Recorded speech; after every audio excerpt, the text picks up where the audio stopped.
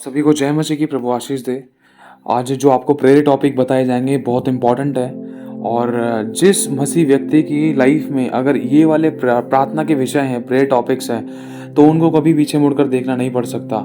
क्योंकि मेरे भाई और बहनों, क्योंकि वचन में बात लिखी है कि परमेश्वर हमारे मांगने से पहले ही जानता है कि हमारी क्या क्या आवश्यकता है। हमारी ज़रूरतों की चीज़ें तो परमेश्वर यूं ही दे देता है, लेकिन जिन बातों के लिए हमें प्रार्थना करनी चाहिए, जिसके द्वारा हमारी उन्नति हो, हम आत्मिक हो, हम सामर्थ पाएँ, अभिषेक पाएँ, ताकत पाएँ, अनुग्रह पाएँ और परमेश्वर के साथ साथ चल पाएँ, परमेश्वर को देख पाएँ, सुन पाएँ, समझ पाएँ और उसके अनुसार चलें और उसकी बात को मानें, उसको प्रसन्न करें और शैतान के सर को कुचलें और कोई शैतान की देखने की ताकत हमें टच ना कर पाए, वरना हम बुद्धि और आत्मा से ऐसे परिपूर्ण हो जाएं और सब समय में, हर एक सिचुएशन परिस्थिति में हम प्रभु की आत्मा की अगुवाई में चलकर शैतान के सर को कुचलें और सही डिसीजन लें। और भी बहुत सारी ऐसी बातें जो प्रभु यीशु मसीह में हैं और प्रभु यीशु मसीह के चेलों में रही हैं, तो उन चीज़ों को पाने के लिए, उन बातों को, उस बदलाव को, उस ट्रांसफॉर्मेशन को पाने के लिए ना, तो प्लीज़ आप ये ना 25 से 26 लगभग ये प्रेयर रिक्वेस्ट्स जो आपको अपनी खुद के लिए करनी है या आपको अपनी प्रार्थना के निवेदन ये प्रभु से रखने हैं। ये प्रार्थना के कुछ ऐसे विषय हैं जो आप अपने लिए करोगे।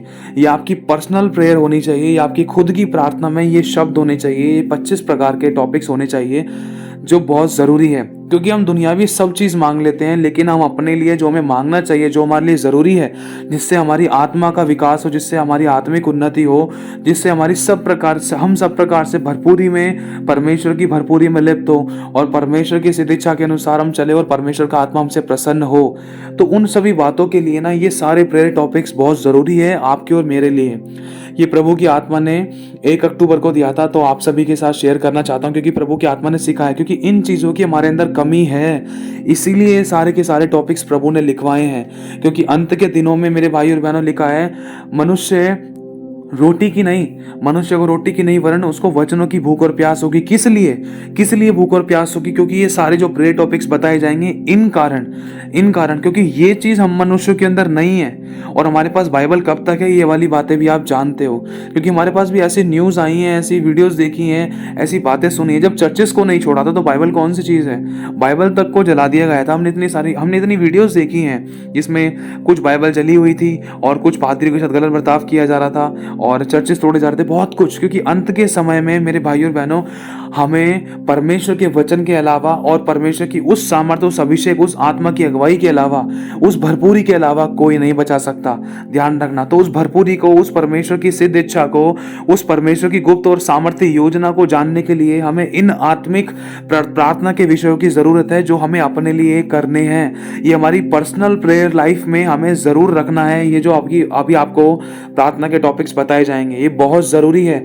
इनको आप जरूर लिखने के साथ साथ आप इन पर अपने हाथों को रखकर प्रार्थना करना कि प्रभु ये सभी गुण मेरे अंदर डाल दे, प्रभु तेरे नाम से ये सभी गुण मेरे अंदर आ जाओ। रोजाना अपनी प्रार्थना के समय अपने उस कागज को लेकर बैठना जिसमें आप ये सारे प्रेयर टॉपिक लिखो। और जब भी आप प्रार्थना करो, चाहे आत्मा से भर के, चाहे आंसुओं से, चाहे किसी भी तरीके से, आप इन पर हाथ रख के एक एक करके अंगीकार करके, प्रभु ये गुण मेरे अंदर आ जाए, तेरे नाम से ये गुण मेरे अंदर हो, ये मेरी इच्छा है, ये बदलाव मेरे अंदर आए, मैं ये चाहता हूँ, ये मेरी इच्छा है, ये मैं चाहता हूँ, ये मैं चाहता हूँ। अपनी इच्छा रखो, परमेश्वर पूरी भी करेगा। क्यों? क्योंकि वो भली इच्छा जिसमें परमेश्वर का राज्य बढ़ता है और सबकी भलाई है, जिसमें ना तो किसी के साथ बुरा बर्ताव है, जिसमें ना तो किसी का नुकसान है, परमेश्वर ऐसी इच्छाओं को पूरा करता है। मेरे भाई और बहनों, वो जरूर पूरा करेगा। इन बातों को अपने प्रेयर टॉपिक से अपने पेज पर लिख लेना और रोजाना अपनी प्रार्थना में इन बातों को याद करना। तो आइए अब हम शुरू करते हैं। इन प्रेयर टॉपिक्स को ध्यान से लिखना, अपने कागज पर संभाल कर रखना, क्योंकि हमारी जिंदगी की बातें, अगर ये चीज हमारे जीवन में नहीं है ना, चाहे मैं कह रहा हूँ दुनिया के सबसे बड़े अमीर इंसान बन जाना, तब भी आत्मा को कोई नहीं बचा सकता। क्योंकि लिखा है, मनुष्य सारे जगत को भी प्राप्त कर ले, अगर अपने प्राणों की हानि उठाए तो उससे क्या लाभ। तो प्राणों को बचाने के लिए हमें इन प्रार्थना के विषयों की जरूरत है, इन बातों की, इन कामों की, इस प्रकार के प्रेयर टॉपिक्स की हमारे जीवन में जरूरत है। तो सबसे पहला, जब ये लिखा गया था रात को 2:30 बजे सुबह। तो आपको अब लिखना स्टार्ट कहाँ से करना है, लिखना शुरू करते हैं। अब चलो शुरुआत करते हैं कि परमेश्वर मेरे द्वारा बड़ा रिवाइवल रिवाइवल मतलब एक बड़ी जागृति लेकर आ रहा है, उसकी शुरुआत आज से हो चुकी है। तो ये वाली बात से आपको लिखना शुरू करना है, और ये अच्छा एक अंगीकार है, ये एक भविष्यवाणी है कि परमेश्वर मेरे द्वारा एक बड़ा रिवाइवल, बड़ी जागृति लेकर आ रहा है, उसकी शुरुआत आज से हो चुकी है। वो बड़ा रिवाइवल चाहे आपके घर में हो, चाहे आपकी खुद की जिंदगी में हो, चाहे आपके परिवार में हो, चाहे आपके आस पड़ोस में हो, आपके शहर में हो, आपके गली मोहल्ले में हो, बड़ा रिवाइवल, बड़ी जागृति। और इसके साथ साथ आपको प्रेयर पॉइंट्स लिखना शुरू करना है। तो स्टार्ट करते पहले पॉइंट से, और इसमें सबसे पहले लिखा है कि मेरी इच्छा, प्रभु मेरी इच्छा ये है जो मैं तेरे सामने बात प्रकट करने जा रहा हूँ, वरन तेरी सिद्ध इच्छा पूरी हो।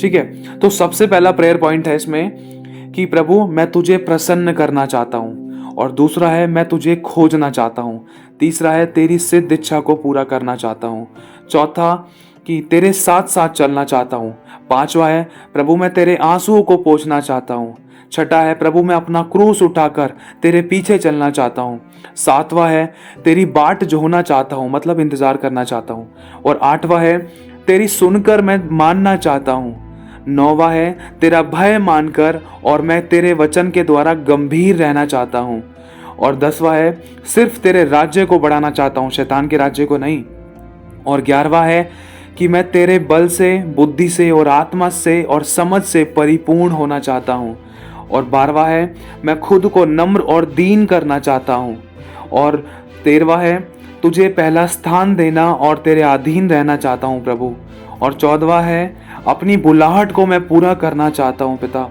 और 15वां है प्रभु मैं तेरे सद्गुणों को प्रकट करना चाहता हूँ, और 16वां है मैं तेरे चेलों को तैयार करके भेजना चाहता हूँ पिता, और 17वां है कि तेरे दासों की अधीनता में रहना चाहता हूँ, मतलब हमारे अगुओं की प्रभु मैं अधीनता में रहना चाहता हूँ, और 18वां है कि प्रभु मैं पृथ्वी की छोर तक तेरा बड़ा गवाह ठहरना चाहता हूँ, और 19वां है प्रभु मैं अपने घर का अच्छा प्रबंध करना चाहता हूँ, और 20वां है कि मैं प्रभु तेरे साथ हर बात में ईमानदार रहना चाहता हूँ, और 21वां है कि तेरे साथ मैं प्रभु आखिरी सांस तक विश्वास योग्य बने रहना चाहता हूँ, और 22वां है प्रभु मैं खुद को तुझ में समर्पित करना चाहता हूँ पूर्ण रूप से, और 23वां है प्रभु मेरा जीवन तेरे ग्रहण योग्य होवे, और 24वां है प्रभु मैं सदा तेरा आज्ञाकारी बने रहना चाहता हूँ, और 25वां है और सदा प्रभु मैं तेरी आत्मा की अगुवाई में चलना चाहता हूँ। ये 25 प्रकार के कुछ ऐसे प्रेयर रिक्वेस्ट्स हैं जो मैं अपने लिए करने हैं। अगर सभी एक एक टॉपिक्स पर, एक एक बात को, जो जो इसमें प्रेयर टॉपिक्स लिखे गए हैं, इन एक एक टॉपिक्स पर अगर प्रचार किया जाए तो मेरे भाइयों और बहनों बहुत लंबा समय लग सकता है, लेकिन अगर हम इन टॉपिक्स को अपनी ज़िंदगी में रखें तो प्रभु ज़रूर बदलेगा। इसीलिए ये शॉर्ट में आपको बताए गए हैं, और इसके साथ साथ ये भी लिखाया गया प्रभु के द्वारा 25वें टॉपिक के बाद, 25वें टॉपिक जो 25वां प्रेयर पॉइंट है उसके बाद ये लिखवाया गया है कि प्रभु, हे प्रभु मेरी विनती सुनिए प्रभु यीशु मसीह के नाम में, हे मेरे प्रभु मुझसे कुछ भी नहीं बन पड़ा, मैं तो बिगेस्ट फेलियर हूँ अब आज तक। और इसके लास्ट में लिखा है कि हे यहोवा तू ही जाने, क्योंकि यहेजकल ने यही कहा था, प्रभु ने यहेजकल से कहा था कि यहेजकल क्या बता, ये जो सूखी हड्डियाँ हैं ये जी सकती हैं क्या? ये तराई में जो सूखी पड़ी हुई हड्डियां हैं, ये जो उबड़ खाबड़ पड़ी हैं इस शमशान में, क्या ये जी सकती हैं? तो यहेजकल ने ना तो हाँ बोला ना तो ना बोला। यहेजकल ने सिर्फ एक बात बोली कि हे यहोवा तू ही जाने, तू चाहे तो हो सकता है। तो इसी तरीके से मेरे भाइयों और बहनों जो ये प्रेयर टॉपिक्स है ना, तो लास्ट में लिखा है कि हे यहोवा तू ही जाने, मतलब प्रभु तू चाहे ना तो ये बदलाव मेरे जीवन में आ सकते हैं। और इसके साथ साथ दो प्रार्थना के दो वचन भी लिखे गए हैं जिनको आप प्रार्थना में याद कर सकते हो। पहला है फिलिपियो 4:13 और दूसरा है यहोशू 1:5, 7, 8, 9। फिलिपियो 4:13 है, हे परमेश्वर जो मुझ में सामर्थ्य देता है उसमें मैं सब कुछ कर सकता हूँ। मतलब प्रभु ये जो प्रार्थना के जो विषय हैं, जो मेरे खुद की प्रार्थना के हैं प्रभु, मतलब ये जो खुद की जो मैं अपने लिए प्रार्थना करूँगा प्रभु, ये सब कुछ मैं अपने आप से नहीं कर सकता, वरन प्रभु जो मुझ में सामर्थ्य देता है, जो मुझ में कौन, मतलब प्रभु आप मुझ में सामर्थ्य देते हो तो ही मैं ये सब कुछ कर पाऊँगा। प्रभु मैं अपने आप से कुछ नहीं कर सकता, मुझसे तो कुछ भी नहीं बन पड़ा, तो प्रभु आप मुझ में सामर्थ्य दोगे तो ही ये मेरे जीवन में हो पाएगा। ठीक है। और यहोशू 1:5 में आप चाहो तो पढ़ सकते हो, लिखा है कि देख, तेरे जीवन भर तेरे सामने कोई ठहर ना सकेगा। जैसे मैं मूसा के संग रहा वैसे ही तेरे संग भी रहूंगा, और ना तो मैं तुझे कभी धोखा दूंगा और ना तुझको कभी छोड़ूंगा। मतलब प्रभु आप मुझसे ये वाली बातें कह रहे हो, आप मेरे साथ रहोगे जीवन भर। और 7वीं आयत में लिखा है इतना हो, मतलब प्रभु आपसे और मुझसे कह रहा है कि इतना हो, बस तू इतना कर कि तू हियाव बांध और दृढ़ हो जा, और बहुत दृढ़ होकर जो व्यवस्था मेरे दास मूसा ने तुझे दी है, मतलब जो परमेश्वर ने पवित्र शास्त्र हमें दिया है, उन सब के अनुसार करने में हमें चौकसी करनी है। तू चौकसी करना, और उससे ना तो दाहिने ओर मुड़ना और ना बाहिने ओर। तब जहाँ जहाँ तू जाएगा वहाँ वहाँ तेरा काम सफल होगा। 8वीं आयत में लिखा है व्यवस्था की यह पुस्तक तेरे चित्त से कभी उतरने ना पाए, इसी में दिन रात ध्यान किए रहना, इसीलिए कि जो कुछ उसमें लिखा है उसके अनुसार करने की तू चौकसी करे, क्योंकि ऐसा ही करने से तेरे सब काम सफल होंगे और तू प्रभावशाली होगा। क्या मैंने तुझे आज्ञा नहीं दी कि हियाव बांध कर दृढ़ हो जा, भय ना खा और तेरा मन कच्चा ना हो, क्योंकि जहाँ जहाँ तू जाएगा वहाँ वहाँ तेरा परमेश्वर यहोवा तेरे संग रहेगा। और फिर उसके बाद मैंने लास्ट में लिखा है, प्रभु की आत्मा ने लिखवा है आमीन। ये हमारे प्रेयर टॉपिक्स हैं जिसमें 25 टॉपिक हैं, और उसके बाद कुछ अलग से शब्द परमेश्वर की आत्मा ने लिखवाए हैं, और 2 कुछ वचन लिखवाए हैं, 2 पुस्तकों से कुछ वचन लिखवाए हैं, 6-7। तो इन वचनों के द्वारा आपको प्रार्थना करनी है। इसके बाद देखना मेरे भाई और बहनों, आप इस प्रार्थना को, मैं कहना चाहता हूँ कि आप इस प्रार्थना को आज से करना शुरू करो। देखो आपकी लाइफ में मैं कह रहा हूँ आज ही से चेंजेस दिखाई देंगे। वो बदलाव, वो भूख और प्यास दिखाई देगी। जब आपके अंदर भूख और प्यास होगी तो खुदा दिखाई भी देगा, खुदा बात भी करेगा, खुदा सुनेगा भी, खुदा उत्तर भी देगा, खुदा चलेगा फिरेगा, चलाएगा भी, सिखाएगा भी, समझाएगा भी, याद भी दिलाएगा, अपने आत्मा से परिपूर्ण भी करेगा। हर वो बात, वो आशीष, वो ज़रूरतें पूरी करेगा जो शायद आपने इस प्रेयर पॉइंट्स में नहीं भी मांगी है। क्यों? क्योंकि जो ये प्रेयर पॉइंट्स है ना, अगर आप चाहो तो इनको अच्छे से जांच और परख सकते हो, टेस्ट कर सकते हो, चेक कर सकते हो कि इसमें हमने अपने स्वार्थ के लिए क्या मांगा है। इसमें तो परमेश्वर के राज्य ही के लिए, परमेश्वर की महिमा के लिए और उसके सद्गुणों को प्रकट करने के लिए, उसके राज्य को बढ़ाने के लिए ही हम, परमेश्वर की आत्मा ने ये प्रेयर टॉपिक्स दिए हैं। और सोचो, जैसे कि सुलेमान ने परमेश्वर की उस बड़े से बड़ी जनसंख्या का न्याय करने के लिए सुलेमान ने परमेश्वर से बुद्धि मांगी थी, ना कि अपने शत्रुओं का नाश मांगा, ना कि सोना चांदी मांगा, ना कि कुछ और चीज मांगी, लेकिन सिर्फ बुद्धि मांगी। बुद्धि वो भी किसके लिए? परमेश्वर की प्रजा का न्याय करने के लिए। तो परमेश्वर इस बात से प्रसन्न हुआ कि तूने ना तो धन मांगा है, ना तो दीर्घायु, ना तो ये मांगा, ना तो वो मांगा, ना अपने शत्रुओं का नाश मांगा, ना तूने कलेश मांगा, तूने सिर्फ मेरी प्रजा का न्याय करने के लिए बुद्धि मांगी है, वो भी मेरी प्रजा के लिए मांगी है तूने, वो भी मेरा काम करने के लिए। तो अब याद रख, देख मैं तुझे बुद्धि दूंगा और बुद्धि और विवेक से भरा मन दूंगा, और जो तूने नहीं भी मांगा मैं तुझे वो भी दूंगा। तो परमेश्वर ने सुलेमान को इतना ब्लेस किया कि दूर दूर के देश के लोग भी उसको देखने आया करते थे।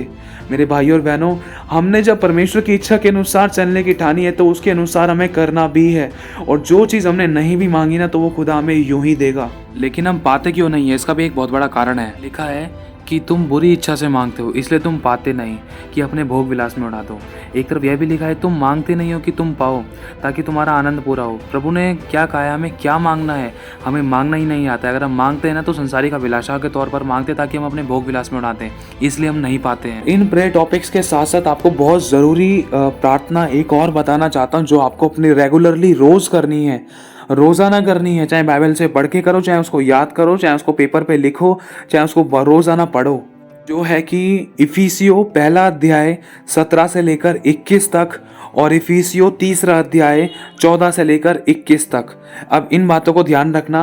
अगर इसको शुरुआत किया जाए तो एक बार ये प्रेयर आपके लिए पढ़ देता हूँ, हम सब के लिए पढ़ देता हूँ। मेरे भाई और बहनों, ध्यान से समझना। लिखा है कि हमारे प्रभु यीशु मसीह का परमेश्वर जो महिमा का पिता है, हमें अपनी पहचान में ज्ञान और प्रकाश की आत्मा दे, हमारे मन की आंखें ज्योतिर्मय हो, ताकि हम जान लें कि उसकी बुलाहट की आशा क्या है, और पवित्र लोगों में उसकी मिरास की महिमा का धन कैसा है, उसकी सामर्थ हम में जो विश्वास करते हैं कितनी महान है, उसकी शक्ति के प्रभाव के उस कार्य के अनुसार जो उसने मसीह में किया, कि उसको मरे हुओं में से जिलाकर स्वर्गीय स्थानों में अपनी दाहिनी ओर सब प्रकार की प्रधानताएं और अधिकार और सामर्थ और प्रभुता के और हर एक नाम के ऊपर, जो न केवल इस लोक में पर आने वाले लोक में भी लिया जाएगा, बैठाया, और सब कुछ उसके पांव तले कर दिया, और उसे सब वस्तुओं पर शिरोमणि ठहराकर कलीसिया को दे दिया। यह उसकी देह है और उसी की परिपूर्णता है, जो सब में सब कुछ पूर्ण करता है। और मैं इसी कारण उस पिता के सामने घुटने टेकता हूँ जिससे स्वर्ग और पृथ्वी पर और हर एक घराने का नाम रखा जाता है, कि वह अपनी महिमा के धन के अनुसार हमें यह दान दे कि उसके आत्मा से हम अपने भीतरी मनुष्यत्व में सामर्थ पाकर बलवंत होते जाएं, और विश्वास के द्वारा मसीह हमारे हृदय में बसे, कि हम प्रेम में जड़ पकड़कर और नेव डालकर सब पवित्र लोगों के साथ भली भांति समझने की शक्ति पाएं, कि उसकी लंबाई, चौड़ाई, ऊंचाई और गहराई कितनी है, कि मसीह के उस प्रेम को जान सके जो ज्ञान से परे है, कि हम परमेश्वर की सारी भरपूरी तक परिपूर्ण हो जाएं। क्योंकि अब जो अच्छा सामर्थ्य है हमारी विनती और समझ से कहीं अधिक काम करता है, उसकी उस सामर्थ्य के अनुसार जो हम में कार्य करता है, उसकी महिमा कलीसिया में और मसीह यीशु में उसकी महिमा पीढ़ी से पीढ़ी तक युगानुग होती रहे। आमीन, आमीन, आमीन। तो ये इफिसियों की पुस्तक में से पहला अध्याय 17 से लेकर 21 तक, और उसके बाद तीसरा अध्याय 14 से लेकर 21 तक। ये प्रेयर इतनी सामर्थ्य है जो इतिहास को बदल कर रख सकती है मेरे भाइयों और बहनों। अगर इस प्रार्थना की गहराई को अगर हम जाने, एक एक शब्द की गहराई को, इसमें बहुत खतरनाक बातें लिखी हुई हैं, बहुत गहरी बातें लिखी हुई हैं। अगर ये प्रार्थना हमारे जीवन में पूरी हो जाती ना, तो मेरे भाइयों और बहनों, सब प्रकार के चमत्कारों, सब प्रकार के वरदानों से बढ़कर जो काम आज तक हमने कभी नहीं देखा, ना कभी सोचा, वो काम हो सकते हैं। और हमारा रिश्ता परमेश्वर के साथ ऐसा हो सकता है, और परमेश्वर चाहता भी है। कौन सा रिश्ता? जैसे कि प्रभु यीशु मसीह का पिता के साथ था, हनोक का परमेश्वर के साथ था, एलिया नबी का परमेश्वर के साथ था, और वो जिंदा उठा लिए गए। तो प्रभु चाहता है कि आज हम भी उसकी सारी भरपूरी तक परिपूर्ण हो जाएं, और फिर भी हम और खोजें उसको, कि हम तृप्त ना हो, मतलब हम उसको और खोजें, और भूख और प्यास रहे। ऐसा नहीं कि जैसे उदाहरण के तौर पर मुझे आज चर्च जाना है, बस मैं आज चर्च जाना चाहता हूँ, आज चर्च चले जाऊँ, चलो भाई चर्च चले गए, चर्च जाने के बाद फिर वो भूख और प्यास खत्म। नहीं, प्रभु मुझे और आना है, मुझे और बढ़ना है, तेरे सिंहासन को देखना है, तेरे स्वर्ग को देखना है, तुझे देखना है, तेरे स्वर्गदूतों को देखना है, तेरी सामर्थ को जानना है, तेरे वरदानों को जानना है, तेरे गुड़ भेदों को, प्रकाशनों को समझना है, आने वाली बातों को जानना है, तेरी उन गुप्त बातों को जानना है जो कोई नहीं जान पाया। मुझे फल के बारे में जानना है, मुझे तेरे पवित्र आत्मा के काम के बारे में जानना है, तेरे प्रेम की गहराई में जानना है, मतलब बहुत कुछ जानना है। मेरे भाई और बहनों, ऐसे मेरे पास शब्द भी नहीं है, जो अभी बहुत कुछ बाकी है, और परमेश्वर चाहता है कि वो अपने लोगों पर प्रकट करे। लेकिन अगर हमारा समर्पण सही है ना, तो मेरे भाई और बहनों, खुदा खुली आंखों से दर्शन दिखाएगा, खुदा हमारे साथ साथ चला फिरा करेगा, वो अगुवाई करेगा, वो बात करेगा, वो बोलेगा, वो समझाएगा, वो सिखाएगा। क्योंकि मेरे भाई और बहनों, खुदा ने बहुत बड़ी बड़ी गवाहियों के द्वारा हमें इन बातों को सिखाया है, और ये सत्य है। अब ये हमारे हाथों में है, क्योंकि कर्म बिना विश्वास मरा हुआ है। अगर आप कर रहे हो इन चीज़ों को, अगर प्रार्थना में इन बातों को रखोगे, अगर इन्हीं बातों के द्वारा रोजाना प्रार्थना करोगे, तो ढांढस बांधना, याद रखना, प्रभु जरूर काम करेगा, जरूर उठाएगा, जरूर बात करेगा, जरूर सुनेगा, जरूर समझाएगा, और आपके पास मतलब ऐसे ऐसे चमत्कार परमेश्वर दिखाएगा, प्रकट करेगा, जो आपने कभी जिंदगी में नहीं सोचे। उससे बढ़कर आपकी आत्मिक उन्नति ऐसी होगी कि आपको पीछे मुड़कर देखना नहीं पड़ेगा। तो प्रभु आप सभी को आशीष दे। अगर हो सके तो प्लीज़ मेरे भाई और बहनों, इन प्रेयर टॉपिक्स को लिख कर और अपने एक पेज में रखना, उस पर हाथ रख के दुआ रोज़ाना ज़रूर करना, और इनको आगे भी शेयर करना। और एक बात और कहना चाहता हूँ, ये हमारे लिए कीमती मोती हैं, क्योंकि मेरे भाई और बहनों, मसीह में 30-30, 15-15, 20-20 साल, 10-10 साल आने के बाद भी हम ये वाली बातों को नहीं सीखे थे। हम 15, 5-5, 6-6, 7 साल आने के बाद भी मसीह में हम ये वाली बातों को नहीं सीखे थे, और ना ही इन बातों से हमने प्रार्थना की। और जो हमारे लिए ज़रूरी है वो यही बातें हैं। अगर इन चीज़ों में हम परफेक्ट होते गए, तो परमेश्वर अपने गुणों को प्रकट करेगा हमारे अंदर, वो उसमें देर नहीं लगेगी। परमेश्वर अपने आप को हमारे अंदर प्रकट करेगा, उसमें देर नहीं लगेगी। परमेश्वर हमारी पवित्र सच्चाई, खराई की और प्रेम की, जैसे पुत्र की गवाही दी थी, वो गवाही हमारे लिए देगा, उसमें समय नहीं लगेगा। और भी वो सारी बातें, वो सारे काम, वो सारे वायदे हमारे लिए पूरे करेगा, जो हमारी आंखों ने नहीं देखा, जो हमारे मन के चित्त में नहीं चढ़ा, और जो हमारे कानों ने नहीं सुना। वो काम परमेश्वर अपनों से प्रेम रखने वालों के लिए करने जा रहा है।